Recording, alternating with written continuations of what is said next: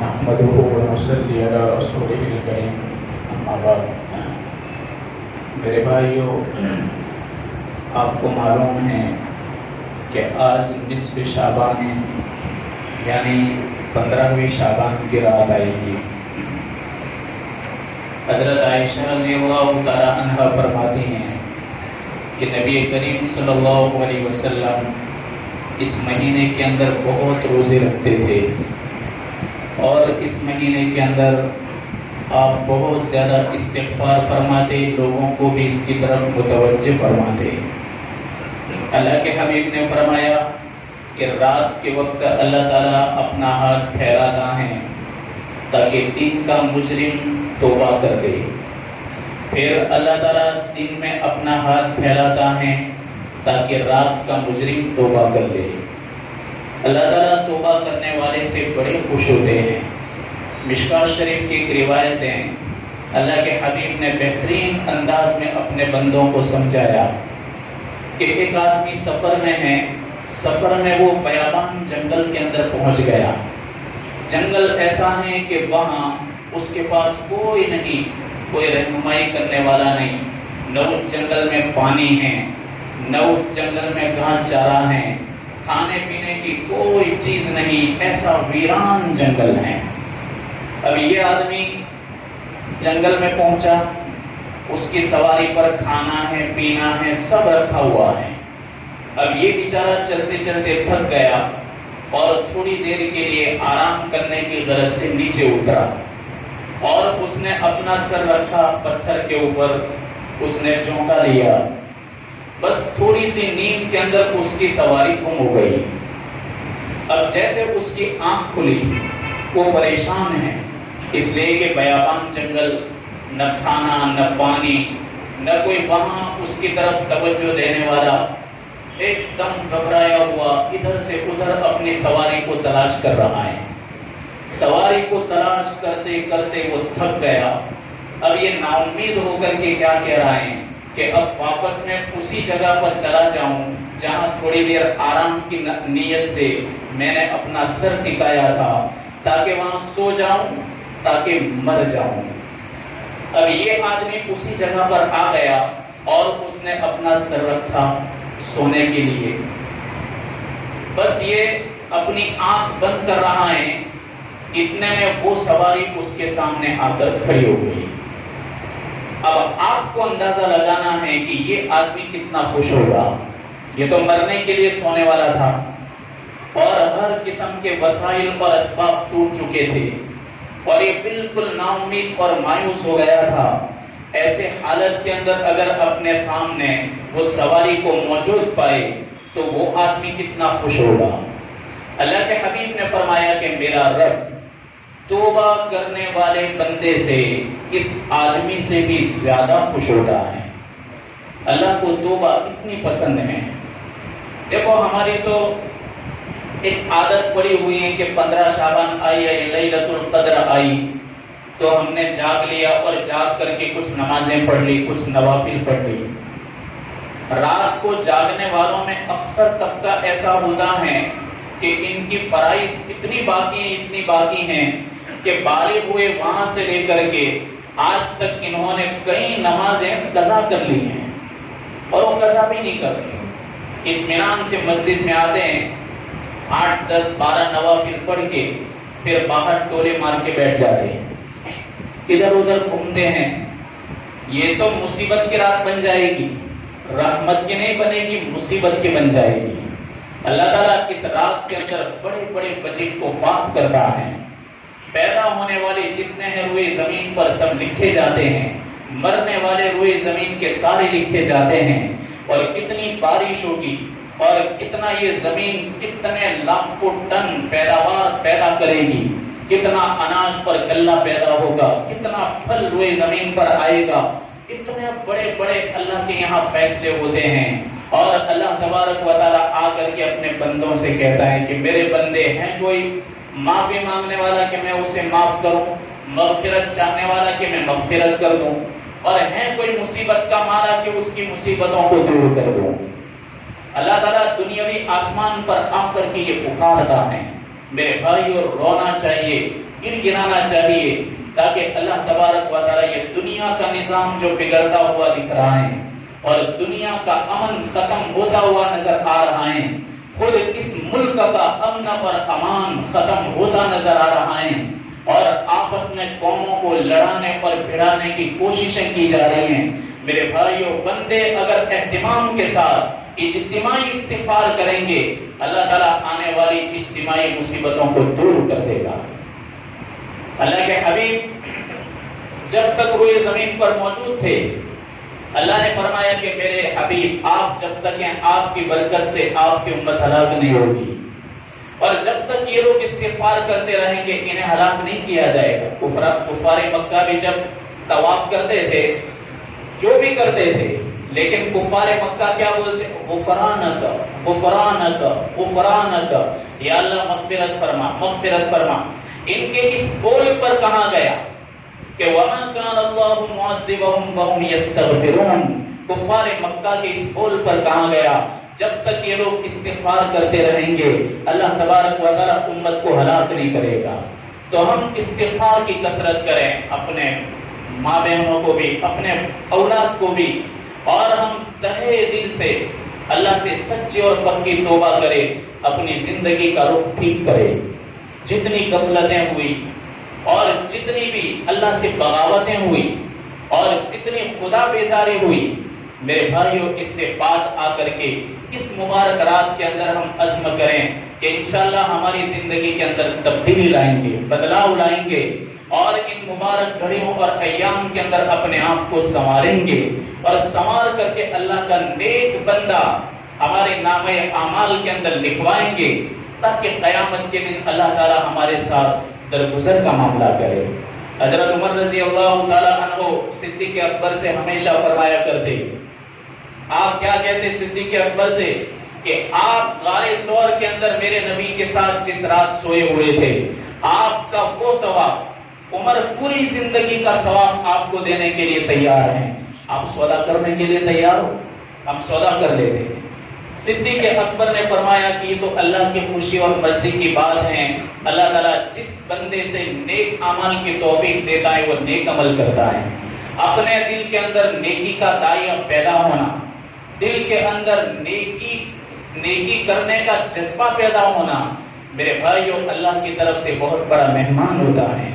امام حسن بصری رحمۃ اللہ علیہ یہ بڑے تابعین میں سے ہیں، اور حضرت امیر المؤمنین عمر بن خطاب کے زمانے میں ان کی پیدائش ہوئی، اور حضرت عمر ہی نے ان کی تحنیک فرمائی تھی۔ یہ تو بہت بڑے بیپاری تھے، تاجر تھے، یہ کوئی بہت بڑے صوفی سنت نہیں تھے، بہت بڑے بیپاری تھے، اور بیپار کے اندر ان کو اتنا تجربہ تھا کہ وہ کمال کی تجارت کرتے تھے، اور خالی مکہ اور مدینہ حجاز میں نہیں، آپ پھر افریقہ اور اسی طرح الجزائر وہاں تک آپ جاتے تھے بزنس کی غرض سے۔ آپ ایک مرتبہ ایک ملک میں گئے بزنس کے لیے، تجارت کے لیے، وہاں بڑے بڑے بیپاریوں کو جمع کیا اور ان کی میٹنگ چل رہی تھی۔ انہوں نے کہا وہاں کے بیپاریوں نے کہ دیکھو آج کے دن ہم بیپار اور تجارت کی کوئی بات نہیں کریں گے، آج تو ہم تم کو ہمارے پروگرام میں لے جاتے ہیں۔ یہ سارے تاجر ان کو لے گئے جنگل میں۔ حضرت امام حسن بصری نے دیکھا کہ ایک بڑا خوبصورت گنبد ہے، قبہ بنا ہوا تھا اور جنگل تھا، اور بادشاہ کی فوج اس گنبد کو گھیر کر کے کھڑی تھی۔ وزیر یا بیپاری جب اس کو لے گئے، حضرت امام حسن بصری کو دور کھڑا کر دے، آپ ادھر کھڑے رہیں، آپ خالی تماشا دیکھتے رہو کیا ہو رہا ہے، کون آ رہا ہے، کون جا رہا ہے۔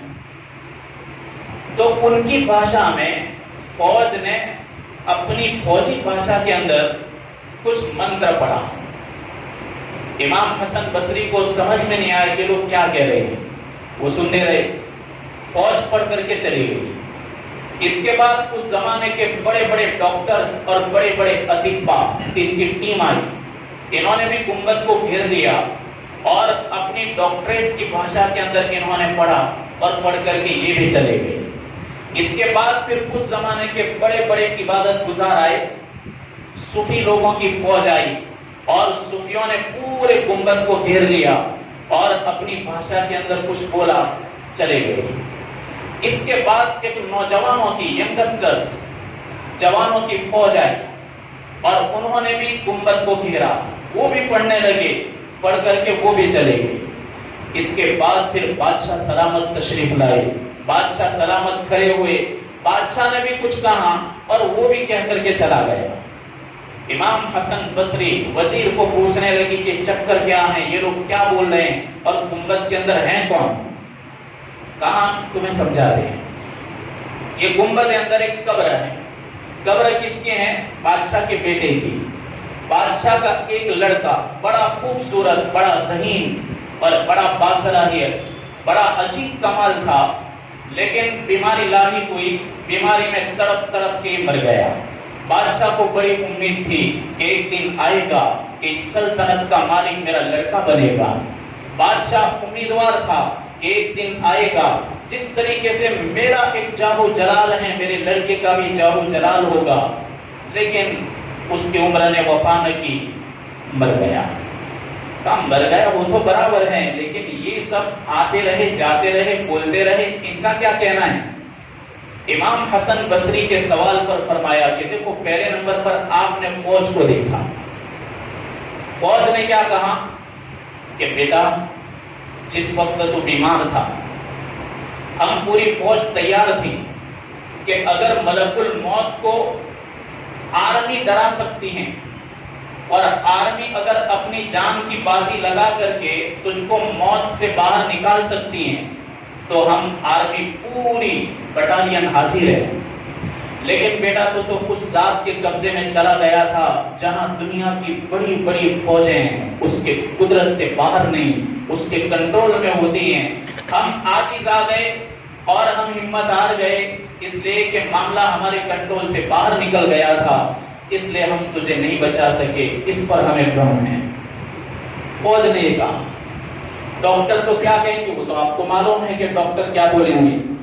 ڈاکٹروں نے کہا کہ ہم نے بہت محنت کی، دوائیں دی، میڈیسین دی، ٹیبلٹس دی، ہم نے تمہیں سرپ پلایا، اپنی پوری جان کی بازی لگا دی، لیکن چونکہ تو ایسی ہستی کے قبضے میں چلا گیا کہ جہاں دوائیں کچھ کام نہیں لگتی، اس لیے ہم کچھ نہ کر سکے، تو چلا گیا، ہمیں غم ہے۔ اس کے بعد پھر عبادت گزاروں نے کیا کہا کہ بیٹا تیرے باپ کے کہنے پر ہم زار و قطار روتے رہے، ہم اللہ سے منت سماجت کرتے رہے، اللہ کو مناتے رہے اور اس کے دربار میں گریہ و زاری کرتے رہے، لیکن ہماری دعائیں رنگ نہیں لائی۔ اس لیے نہیں لائی کہ تیرا معاملہ چونکہ اس اللہ کے قبضے میں چلا گیا تھا جس نے تجھ کو زندگی دی تھی، اور تیری موت اسی کے قبضے میں تھی، تو ہماری دعائیں تجھے نہیں بچا سکی۔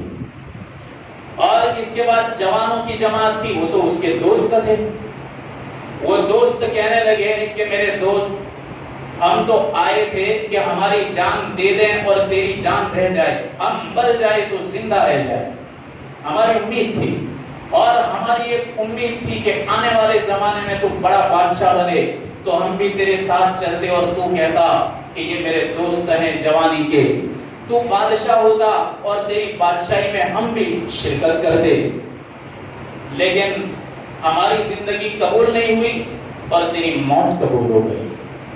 بادشاہ نے کیا کہا کہ بیٹا میں نے جتنی امیدیں کی تھی وہ سب اونھی بڑی، تو میرا لڑکا ہے، تیرے لیے میں نے جتنا بھی ہو سکا کیا، میں نے پوری بازی لگا دی، لیکن میں کچھ نہ کر پایا۔ معاملہ چونکہ اس ذات کے کنٹرول میں تھا جہاں کسی کی نہیں چلتی، بادشاہوں کی بھی نہیں چلتی، اور بادشاہ بھی وہاں سجدہ ریز ہو جاتے ہیں، اس لیے بیٹا معاف کرنا، ہم سب آئے ہیں، دکھ لے کر آئے ہیں تو دنیا سے رخصت ہو گیا۔ حسن بصری فرماتے ہیں کہ یہ آنے والے جانے والے یہ بھول کر گئے۔ امام حسن بصری زار و قطار رونے لگے، اتنے روئے، اس کے بعد اپنے ساتھیوں کو کہنے لگے کہ دیکھو زندگی کی یہ حقیقت ہے، اس کے علاوہ زندگی کچھ بھی نہیں ہے۔ اس کے بعد انہوں نے اپنی زندگی کے رخ کو بدل دیا۔ میرے بھائیوں، جنازے ہم بھی دیکھتے ہیں، کوئی روتا ہے ہم دیکھتے ہیں، کوئی بیچاری عورت بیوہ ہو کر کے چلاتی ہیں، اس کی چیخ و پکار ہم سنتے ہیں۔ معصوم چھوٹے چھوٹے بچے اپنے باپ کی لاش کو دیکھتے ہیں اور قبر کے پاس جا کر کے اپنے باپ کو لٹاتا ہوا دیکھتے ہیں۔ خود معصوم بچے اپنے ننھے منھے ہاتھ سے مٹی ڈالتے ہیں، وہ بھی ہم دیکھتے ہیں۔ میرے بھائیو، یہ کسی اور کے لیے نہیں، ہمارے لیے بھی یہ ہونے والا ہے۔ تو ہم اس زندگی کو یاد کریں، آخرت کی زندگی کو یاد کریں۔ یہ اللہ تعالیٰ تیاری کا موقع دیتا ہے، ایک سیزن آتی ہے، اللہ تبارک و تعالیٰ کے بندے باز آ جائے توبہ کرنے، اور توبہ کر کے اللہ کو منا لیں۔ اس لیے ہم اس رات کی قدردانی کریں، اور خاص کر کے ہم مسجد کے اطراف میں بیٹھے نہ رہے، مسجد میں رہے، تلاوت کرے۔ خالی چپ چاپ بیٹھے رہیں گے تو بھی اللہ ثواب دے گا، یا پھر اطمینان سے عشاء کی نماز جماعت سے پڑھے اور فجر کی نماز جماعت سے پڑھے اور آرام سے سو جائے، یہ خیر سے خالی نہیں ہے۔ اگر خالی گھومنا پھرنا ہی ہو تو پھر اطمینان سے سو جانے کا، یہ 2 نمازیں جماعت کے ساتھ پڑھیں گے اللہ ثواب دے دے گا، لیکن محرومی ہوگی، بہت بڑی محرومی ہوگی۔ اس لیے ہم محروم نہ رہیں، ہم لوٹ کر کے مانگیں۔ بہت مصیبتیں ہیں، بہت بڑے بڑے چیلنجز ہیں جو ابھی سے شروع ہو گئے ہیں اور ہمیں آنے والے دکھ رہے ہیں۔ میرے بھائیو، ہم سب کے لیے ضروری ہے کہ اجتماعی توبہ کرے، اجتماعی استغفار کرے، ہم سب کے لیے ضروری ہے۔ ماؤں اور بہنوں کو بھی اس کا پابند کرے، جو یہاں سنیں تو ان کو بھی بتائیں۔ اللہ تبارک و تعالی ہمارے حالات کو درست کر دے گا، گھروں کے حالات کو بھی درست کرے گا، باہر کے حالات کو بھی درست کرے گا، اور حکومت کی طرف سے جو بھی پریشانیاں ہوں گی اللہ تبارک و تعالی انہیں زیر کرے گا، پست کرے گا، اور اللہ تعالی ہم کو عزت اور شان اور شوکت عطا کرے گا۔ لیکن شرط یہ ہے کہ ہم استغفار کریں، توبہ کریں۔ اللہ تعالیٰ کہنے سننے سے زیادہ عمل کی توفیق عطا فرمائے۔ مدرسہ فرقانیہ سے چندے کے لیے پہنچے ہیں، مبارک مہینہ ہے، جتنی بھی ہو سکے مدد کریں۔ اللہ تعالیٰ اس کا بہتر بدلہ ہمیں دنیا اور آخرت میں عطا کرے۔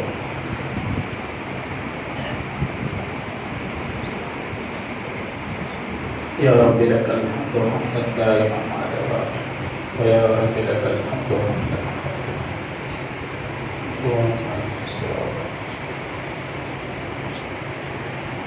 اللهم بارك لنا في شعبان وبلغنا رمضان.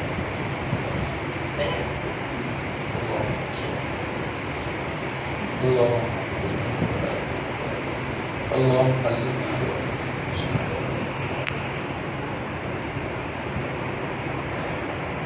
وصلى الله تعالى على خير خلقه ونور رسوله سيدنا محمد وعلى آله وصحبه أجمعين برحمتك يا رب.